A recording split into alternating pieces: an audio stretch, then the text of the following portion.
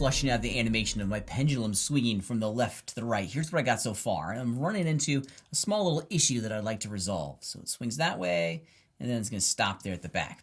Now I need to figure out how that backward swing, once it reaches its final resting pose, is going to look like. So I got 3/4 of the way done.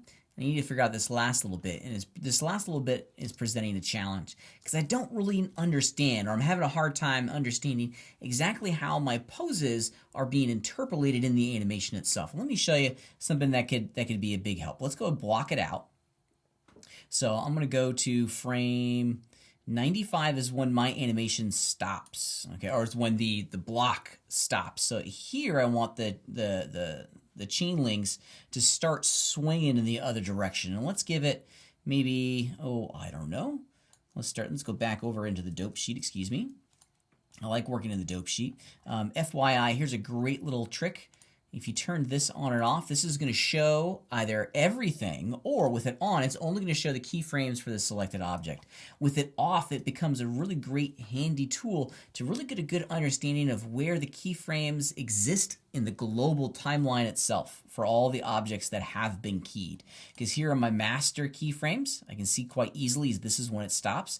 But then I don't have keyframes for any of these guys until 95 or so. So I think maybe right here on frame 95, I want to duplicate these keyframes, because basically I want to hold these keyframes that establish that backward arc of the arm from 80 to 95, because I don't want them, they shouldn't really move until the primary driver stops, and then they should swing the other direction.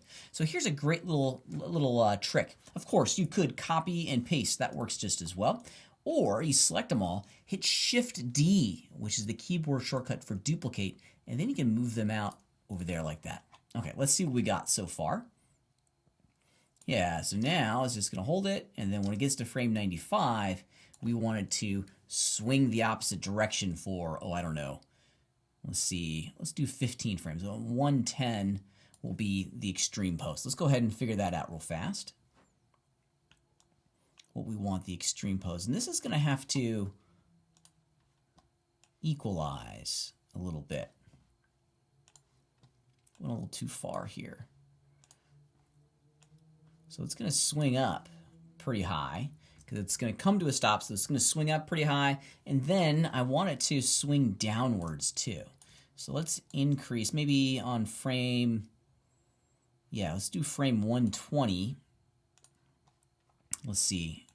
Let's figure out, it's not going to swing up as much going the other direction.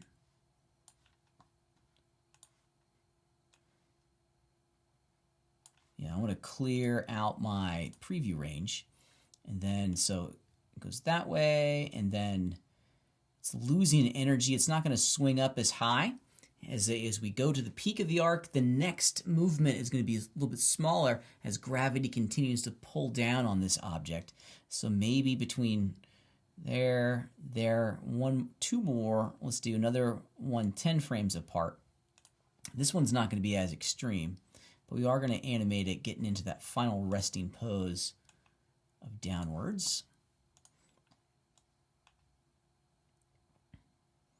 The arcs aren't going to be as big either. And then finally, maybe over here on frame 150 is when we really start to have it slow down. Almost perfectly back to its starting location. Let's play it, see what we got. Whenever you add it in, the timing of it's way wrong, but that's okay. That's the cool thing about the dope sheet. The poses are good, but the timing's not right. The cool thing about the dope sheet is we can just move these keyframes around and see how they work.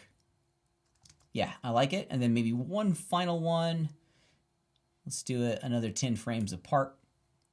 And let's get these all back to 0.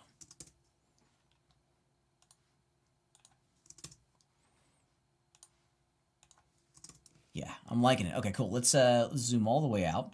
Hit the home key. Let's go back to the beginning and see what we get. Swings.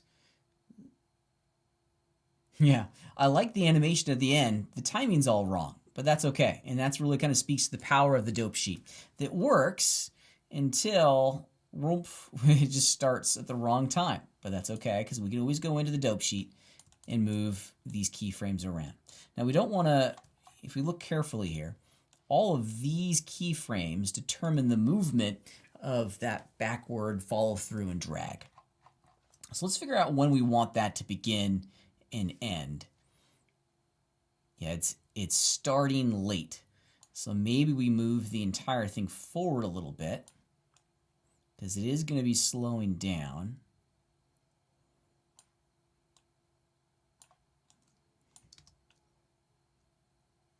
Yeah, I'm getting there.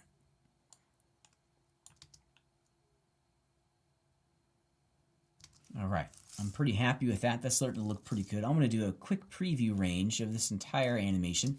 Let's see what it looks like from the beginning. Yeah, I'm liking it. But I'm having a hard time understanding how all of these keyframes are interpolating between each other. If you look real carefully here at the end, it goes real fast suddenly, right there. And I think this is an interpolation issue. And I'm going to go in and explore how we can make some small fine-tune adjustments to really understand how these keyframes are driving and creating the animation. Often how the computer transitions between these values can get in our decision-making process. It can kind of get in the way. So if we go into the graph editor, check this out. I'm just going to jump into the graph editor here real fast. And let's grab just these keyframes. I'm going to hold down the shift key and just select each one of these control locators, which is going to show us all of the keyframed information. Yeah, there it is. So here's the graph editor, and you can see all the keyframes in here across the entire animation. I'm going to select all of them just by dragging out a box. Grab all the keyframes. And then if you right-click on any of them, we have this really great option here called Interpolation Mode. Now, right now it's set to Bezier, and it's going to smoothly transition between one keyframe's value and the next. Sometimes that can confuse my thinking as to what the keyframes are actually doing. If we change it to linear, now all that smoothing is going to be removed. It's going to look a little funky, and that's okay, because we're just trying to block out our movements here.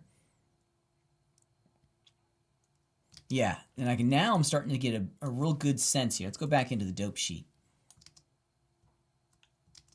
That really what we need to do is that this swing down is not long enough. Oops, sorry, grabbed the wrong keyframes. Let's grab all the links. It's at frame 100. Let's push it forward 10 frames.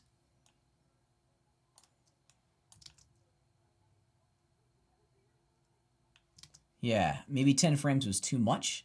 Let's move it back 5 frames and see what we get.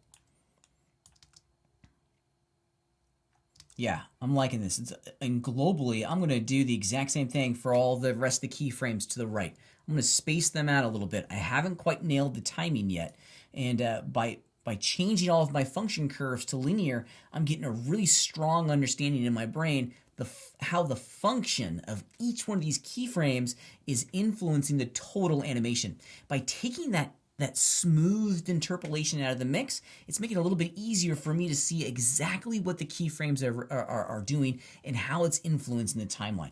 I'm going to continue working on this, and then we'll take a look at the polished version of this maybe in the next video.